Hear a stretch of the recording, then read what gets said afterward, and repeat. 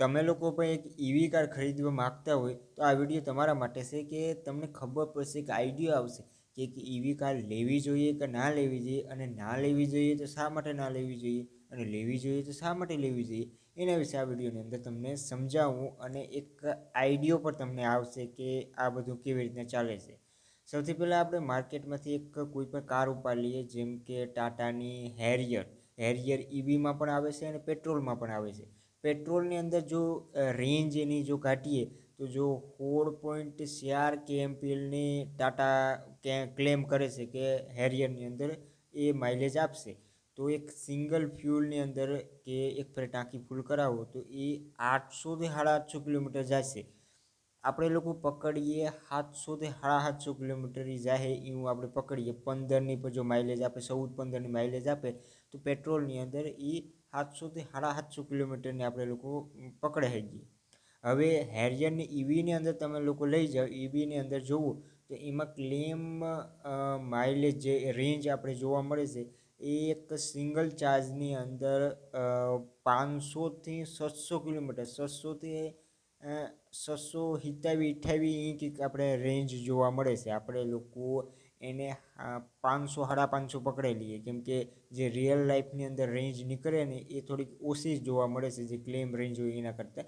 તો આપણે 700થી ઓલામાં આપણે લોકો પેટ્રોલમાં પકડ્યું આપણે 700 750, અને આમાં આપણે લોકો પકડી લઈએ 500થી 550. તો બંનેને તમે લોકો સાઈડ બાય સાઈડ જુઓ ને તો અંતર ઘણો બધો જોવા મળે છે. અને જે ઈવી કાર છે એની અંદર મેઇન પ્રોબ્લેમ આ જ છે કે રેન્જ આપણે ઓછી જોવા મળવાની છે હંમેશા. ગમે એટલી તમે ફૂલ ચાર્જ 100% કરી લેશો તો પણ તમને 600 એથી ઉપર તમે જવાના જ નથી, કેમ કે એ જ એની ટોપ રેન્જ છે. એથી વધારે તમારી કાર જશે નહીં. અને ઘણીવાર લોકોનો ટાઈમ પણ વેસ્ટ થાય છે, કેમ કે એક ફેરે ચાર્જ કરી લીધી, લાંબા રૂટમાં નીકળવાનું છે, જવાનું છે, તમે લોકો કાર લઈને જાઓ છો પણ રસ્તામાં કંઈ ચાર્જિંગ જ તમને નહીં મળે. ફાસ્ટ ચાર્જર અવેલેબલ નથી. ગુજરાતની અંદર તો બહુ ઓછા જોવા મળે છે. સિટીની અંદર વધારેમાં વધારે તમને 3-4 એવા જોવા મળી જશે, પણ ગામડામાં કે પછી કંઈ નાની સિટીમાં નીકળો તો એ પછી પ્રોબ્લેમ વધતી જાય. અને ઘરે પણ તમે લોકો ચાર્જ કરો તો પણ એ જ મારામારી છે કે તમારે કેટલી કલાક એમાં વાટ જોવી પડે એને ચાર્જ કરવા માટે.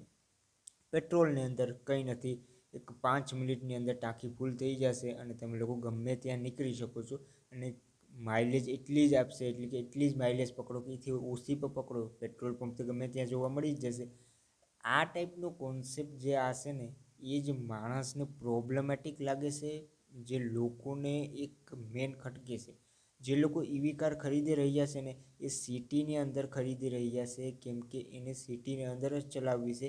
કે એક ફિક્સ કિલોમીટર જ કાપવા છે કે 100 કિલોમીટર, 200 કિલોમીટર, 300 કિલોમીટર કાંઈ મને કાપવાના છે ફિક્સ, અને એ ઓફિસે જ જવાના છે. એ જ કાંઈ માટે લોકો ઈવી કારને ખરીદે છે. કે પછી ઓછા રૂટમાં જવું છે એ લોકો ખરીદે છે. પણ લાંબા રૂટમાં જો તમારે લોકોને જવું હોય ને તો પેટ્રોલ ઇઝ બેસ્ટ ઓપ્શન. ડીઝલની અંદર તો અત્યારે કંઈ ક્યારે બેન થઈ જાય કોઈને નથી ખબર. તો પેટ્રોલ ઇઝ બેસ્ટ વે. અને જો ડીઝલમાં તાકાતવાળી વ્હીકલ લેવું હોય તો પછી તમે લોકો ડીઝલમાં પણ જઈ શકો છો. ડાયરેક્ટલી તો બંધ નહીં થાય, પણ ડીઝલમાં એક પ્રોબ્લેમ ત્યાં રહી જ છે. એટલે કારની અંદર તમે ખરીદતા હોય તો પેટ્રોલ વધારે તમારે પ્રિફેર કરવું જોઈએ. અને ઈવીની અંદર મેઇન પ્રોબ્લેમ આ રેન્જની રેન્જ આપે દે એ જેટલી ક્લેમ કરે કદાચ એટલી રેન્જ પણ આપણે લોકો રિયલ લાઈફમાં કાઢી લઈએ, પણ પ્રોબ્લેમ એ છે કે પાછો એને ચાર્જ કરવાના ટાઈમે એમાં કેટલો ટાઈમ તમારે વેસ્ટ કરવો પડશે. તો બસ આ વિડીયોની અંદર આટલું જ. ફરી પાછા મળીએ એક નવા વિડીયોની સાથે. ચેનલને સબસ્ક્રાઈબ કરી લો આવા જ વધુ વિડીયો જોવા માટે. ફરી પાછા મળીએ એક નવા વિડીયોની સાથે. આવજો.